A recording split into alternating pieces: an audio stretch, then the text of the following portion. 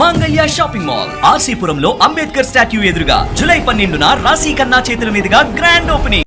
ఒక emotional question ఉంది.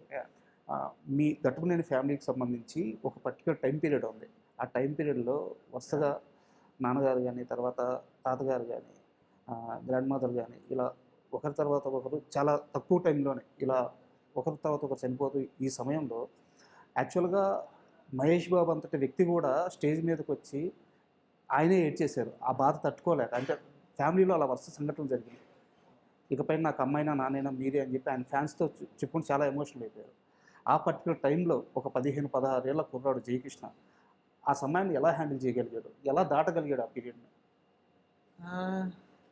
అదేనంటే like ఏదో ఐ ఫీల్ లైక్ అంటే కొంచెం లైఫ్ అలా వెళ్ళేసరికి మన స్ట్రెంగ్త్ చాలా వరకు ఇన్నర్, అంటే మనకి ఇన్నర్ నుంచి మనమే ఫైండ్ చేసుకోవాలి. ఏమంటారు అది, లైక్ మనం ఎత్తుక్కోవాలి మన స్ట్రెంగ్త్ని from inside us. I feel like నేను ఎస్పెషల్లీ ఆ టైంలో ఐ రిమెంబర్ ఇప్పుడు నాన్నగారు చనిపోయిన టైంలో ఇప్పుడు అంటే హస్తికలు కలపటం కానీ అన్ని ఈవెంట్స్ ఉంటాయి కదా, ఇప్పుడు తిరగటం మొత్తం నదుల్లోకి వెళ్ళి అదంతా చేయటం అంతా నాకు చాలా ట్రాన్స్ఫర్మేటివ్ టైం నా లైఫ్లో. అప్పుడు మీరు అన్నట్టు I was only at the time I was very young, but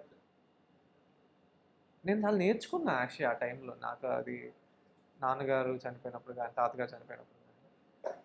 and I remember mainly మా మదర్తో ఎక్కువ మాట్లాడేవాడిని నేను ఆ టైంలో. అసలు యూనో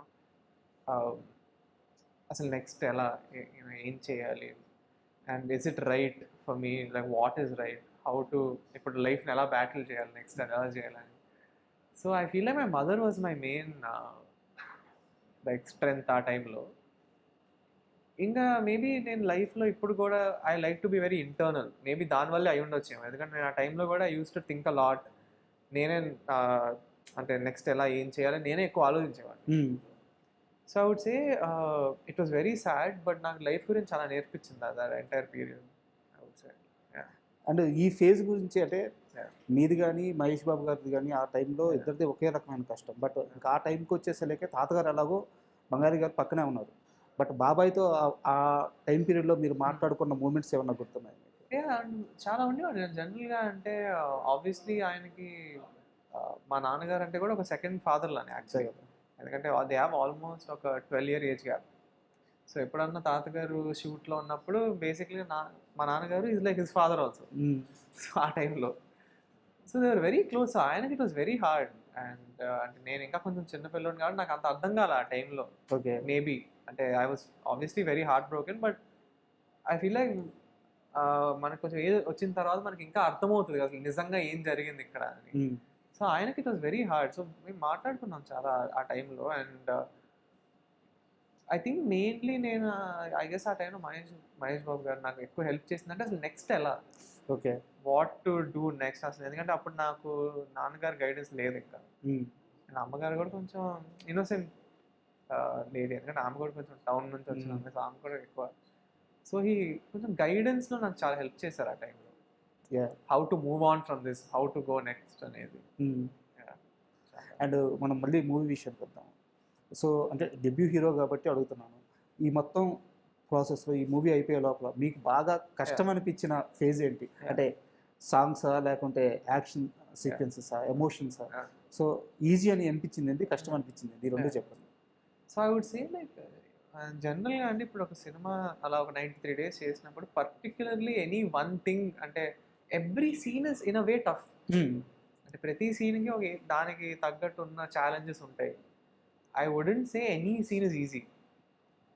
అలాగని నాకు పర్టికులర్లీ ఏదైనా కష్టం అనిపించింది అనేవి కూడా ఎక్కువ లేవు. But one thing challenging in this movie is మేము అంతా అవుట్డోర్ చేసాం. సో మీరు సాంగ్స్ చాలా వరకు కానీ ఫైట్స్ అన్ని తిరుపతి రోడ్ల మీద, యూనో బల్లార్ రోడ్ల మీద లేదా ఎక్కడన్నా.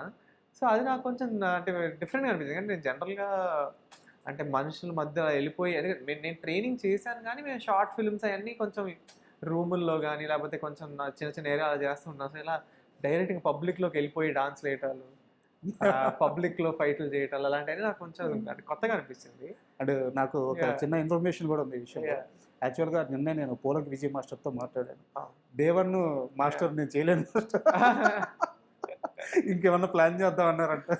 బట్ అంటే నేను అది 100% జోక్గానే Joke. ఎందుకంటే నేను ఎప్పుడు కానీ one of my main things is నా వల్ల సినిమాలో ఏమి మారకూడదు. As an actor my job is to bring to life whatever the director wants, be it the action director or the dance master or whoever it is. So but yeah నాకు అది కొంచెం చాలా కొత్తగా అనిపించింది ఫస్ట్లో.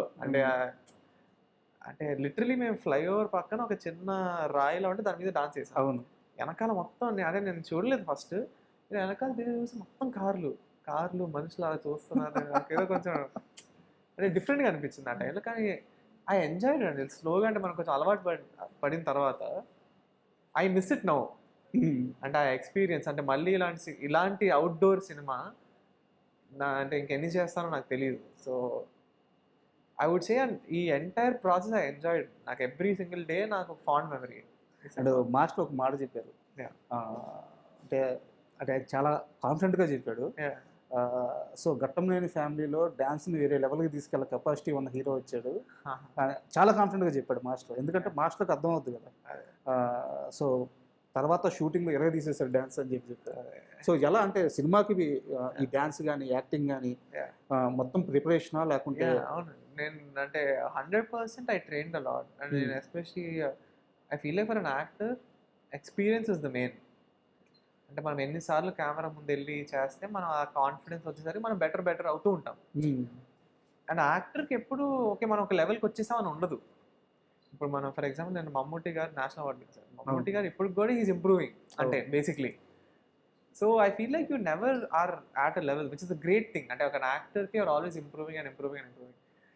So I feel like that experience help me a lot. అంటే నేను ఇప్పుడు ఈ సినిమా చేస్తున్నానంటే నాకు ఒక 10 year జర్నీ ఉంది ఇప్పుడు యాక్చువల్లీ. దీని ముందు యాక్టింగ్ ట్రైనింగ్ అవ్వచ్చు కానీ, ఫైట్ కానీ, డాన్స్ కానీ అవంతా. సో అదంతా నేను చాలా అంటే ఫోకస్డ్గా చేశాను నేను ఈ సినిమా చేయడం. ఒక పర్టికులర్ సాంగ్ ఒక పర్టికులర్ షాట్ గురించి చెప్పాలి. ఆ గాల్లో ఎగిరి గంతో ఇలా కాల్చేటప్పుడు ఆ షాట్ ఉంటుంది కదా, ఆ ఇంటెన్సిటీ, ఐస్లో ఆ ఇంటెన్సిటీ మనకి ఒక్కళ్ళు మహేష్ బాబు, పోకిర్లో మహేష్ బాబు గారిని చూసినప్పుడు కానీ, కృష్ణ గారి ఆ ఐస్, ఆ ఇంటెన్సిటీ ఉంటుంది కదా, అది కనిపించింది. సో నేను అప్పుడు అనుకున్నాను గట్టిగా కొట్టబోతున్నాడు ఈ కుర్రాడు అని చెప్పేసి. Thank you, hopefully. అండ్ ఇంకో డౌట్ వచ్చేసి, ఈ మూవీలో తిరుపతి బ్యాక్గ్రౌండ్, ఆ బ్యాక్డ్రాప్ పెట్టడానికి కారణం అంటే అది కూడా కథలో ఒక భాగమా లేకుంటే? సో తిరుపతి అనేది ఒక క్యారెక్టర్ అండి సినిమాలో. సో మేము అసలు ఈ సినిమాలో తిరుపతి మొత్తాన్ని కవర్ చేసాం. మీరు ఈ సినిమాలో తిరుపతిని చాలా బ్యూటిఫుల్గా చూస్తారు, తిరుపతి మొత్తాన్ని చూస్తారు. తిరుపతి మొత్తం రోడ్లు అన్నీ తిరిగాము అసలు, ఫైట్లు కానీ, డాన్సులు కానీ, సీన్స్ కానీ అన్నీ done the entire thing. So అదొక మంచి ఫ్లేవర్ యాడ్ చేస్తారు. తిరుపతి అనే లొకేషన్ బాగా ఎంజాయ్ చేస్తారు అందరూ. అంటే శ్రీనివాస్ మంగాపురం అనేది ఆబ్వియస్లీ శ్రీను మంగ కథ, బట్ కథ మన సినిమాలో కూడా లింక్ ఉంటుంది. అండ్ నిన్న మహేష్ బాబు గారి కూతురు బర్త్డే విష్ చేశారా? ఎలా ఉంటుంది వాళ్ళతో బాండింగ్ మీకు, సితారాతో కానీ గౌతమ్తో కానీ? అంటే like obviously they are slightly younger than me, కానీ బాగుంటుంది. ఏమని పిలుస్తుంది సితారా? అలా అని పిలుస్తుంది, నార్మల్ జేకే అని పిలుస్తుంది, అంతే నార్మల్. అండ్ గౌతమ్ ఏదైనా ఓపెన్ అవుతాడు మీ దగ్గర? ఎందుకంటే మీరు చాలా మొహమాటస్తులు, మీకన్నా మొహమాటస్తుడు గౌతమ్ కదా. సో మీ దగ్గర ఏమైనా ఓపెన్ అవుతాడా? అంటే జనరల్గా మాట్లాడుతాడు, అంటే అదంతా అలా ఏం లేదు నార్మల్. అంటే ఐ ఫీల్ లైక్ కొంచెం మేము అందరం వీ లైక్ టు స్టే కొంచెం silent I guess, but we have fun whenever we meet we talk. And ఇంకో మెయిన్ థింగ్ వచ్చేసి, నేను ఇంటర్వ్యూ స్టార్టింగ్లోనే అడిగాను, మళ్ళీ గుర్తు చేస్తున్నాను, కృష్ణ గారి లెగసీ. దాన్ని మహేష్ బాబు గారు కానీ, నాన్నగారు కానీ వాళ్ళకి సాధ్యమైనంత వరకు ఎవరిస్ట్కి తీసుకెళ్ళారు. సో ఆ తర్వాత బాధ్యత మీ మీద పడింది ఇప్పుడు.